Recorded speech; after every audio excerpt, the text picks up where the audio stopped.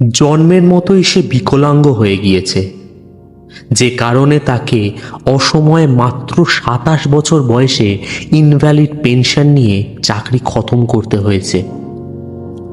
আজ সে লোকালয়ের বাইরে জঙ্গলের মধ্যে পড়ে আছে। তার এই অবস্থার জন্য কি কেউ দায়ী নয়?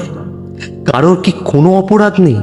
যারা একদিন আপন আপন স্বার্থে গোলাগুলি কামান বন্দুক নিয়ে নিষ্ঠুর শক্তির প্রতিযোগিতায় নেমে হাজার হাজার মানুষকে হত্যা করেছে, তাদের সেই হত্যাটা কি হত্যা নয়? পেনাল করে কি তাদের জন্য কোনো আইন তৈরি হয়নি? তাদের অপরাধের চাইতে কি বেশি অপরাধ করেছে ওই পলাতক জগজিৎ সিং?